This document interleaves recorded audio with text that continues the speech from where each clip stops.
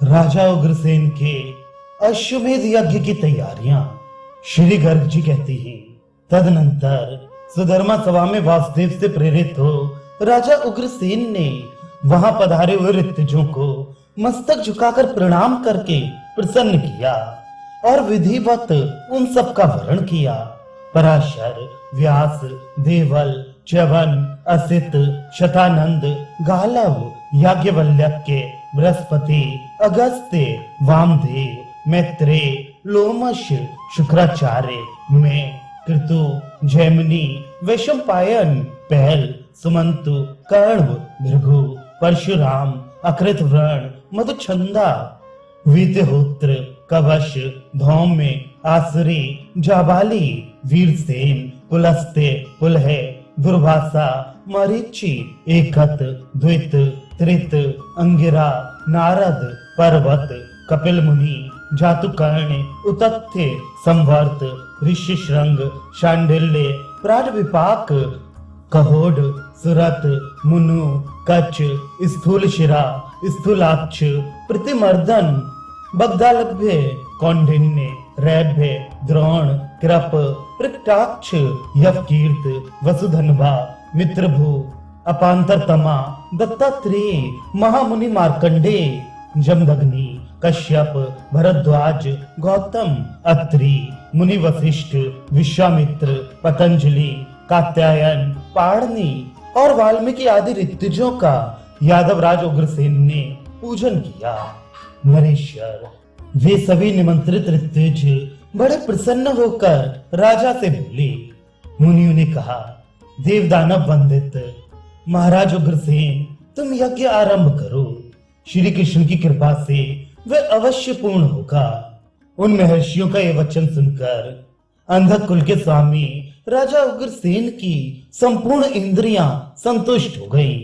उन्होंने यज्ञ की सारी सामग्री एकत्र की। तदनंतर ब्राह्मणों ने सोने के हलों से यज्ञ की भूमि जोती तथा पिंडारक तीर्थ के समीप विधि पूर्वक राजा को यज्ञ की दीक्षा दी। 4 योजन तक की विशाल भूमि को जोतकर राजा ने वहां यज्ञ के लिए मंडप बनवाए। योनि और मेखला से युक्त मध्य कुंड का निर्माण करके उसमें विधि पूर्वक अग्नि की स्थापना की। वज्रनाभ, मेरे कहने से राजा उग्रसेन ने अनेक रत्नों से विभूषित और ध्वजा पताकाओं से मंडित सभा मंडप बनवाया। उस सभा भवन को देखकर श्री कृष्ण ने अपने पुत्र से कहा। श्री कृष्ण बोले, प्रद्युम्न, मेरी बात सुनो और सुनकर तत्काल उसका पालन करो। जाओ, शस्त्रधारी शूरवीरों के साथ यत्न पूर्वक अश्वमेधीय अश्व को यहाँ ले आओ। श्री गर्ग जी कहती हैं, श्री हरि का यह आदेश सुनकर धनुर्धरों में श्रेष्ठ प्रद्युम्न बहुत अच्छा कहकर घोड़ा लाने के लिए घुड़साल में गए। नरेश्वर, तदनंतर श्री कृष्ण ने उस अश्व की रक्षा के लिए अपने पुत्र भानु और सांब आदि को अश्वशाला में भेजा। अश्वशाला में जाकर बलवान रुक्मिणी नंदन प्रद्युम्न ने सोने की सांकलों में बंधे हुए सहस्त्रों श्याम कर्ण अश्व देखकर उनमें से एक यज्ञ के योग्य अश्व को अपने हाथ से हंसते हुए अनायास ही बंधन मुक्त कर दिया। बंधन से छूटने पर वह अश्व धीरे धीरे अश्वशाला से बाहर निकला। उसका मुख लाल, पूंछ पीली और कान श्याम वर्ण के थे। मुक्ता फलों की मालाओं से सुशोभित वह दिव्य अश्व अत्यंत मनोहर दिखाई देता था। वह श्वेत छत्र से युक्त और चामरों से अलंकृत था। उसके आगे, पीछे और बीच में उपस्थित श्री हरि के पुत्र उस अश्वराज की उसी प्रकार सेवा करते थे जैसे समस्त देवता श्री हरि की। अन्यान्य मंडलेश्वरों से भी सुरक्षित हुआ वह अश्व भूतल को अपनी टापों से खोदता हुआ सभा मंडप के पास आया। राजन, श्याम कर्ण अश्व को वहां आया देख राजा उग्रसेन ने प्रसन्न होकर मुझे आवश्यक विधि का संपादन करने के लिए भेजा। तब मैंने रानी रुचिमती सहित महाराज उग्रसेन को योग्य आसन पर बिठाकर पिंडारक तीर्थ में धर्म के अनुसार समस्त प्रयोग करवाया। राजा उग्रसेन चैत्र मास की पूर्णिमा को मृग चर्म धारण किए यज्ञ के लिए दीक्षित हुए। राजन, उन्होंने मेरी आज्ञा से 80 पत्र व्रत का नियम लिया। नरेश, मैं यादवेंद्र कुल का पूर्व गुरु होने के कारण उस यज्ञ में समस्त ब्राह्मणों का आचार्य बनाया गया। तदनंतर भगवान श्री कृष्ण की आज्ञा से समस्त ब्राह्मण वेद मंत्रों का उच्चारण करते हुए अपने अपने आसन पर बैठे। उन सब ने गणेश आदि देवताओं का पृथक पृथक पूजन किया। राजन, फिर सब मुनियों ने अश्व की स्थापना करके उस पर केसर, चंदन, फूल माला और चावल चढ़ाए, धूप निवेदित किए, सुधा कुंडली का आदि का नैवेद्य लगाया और आरती आदि के द्वारा उस अश्व की विधि पूर्वक पूजा करके राजा को दान के लिए प्रेरित किया। उनका यह आदेश सुनकर उग्रसेन ने शीघ्रता पूर्वक पहले मुझे धन का दान किया। 1,00,000 घोड़े, 1,000 हाथी, 2,000 रथ, 1,00,000 दुधारी गांव और 100 भार स्वर्ण, इतनी दक्षिणा राजा ने मुझको दी। राजन, तदनंतर निमंत्रित ब्राह्मणों को महाराज उग्रसेन ने जो शास्त्रोक्त दक्षिणा थी उसका वर्णन सुनो।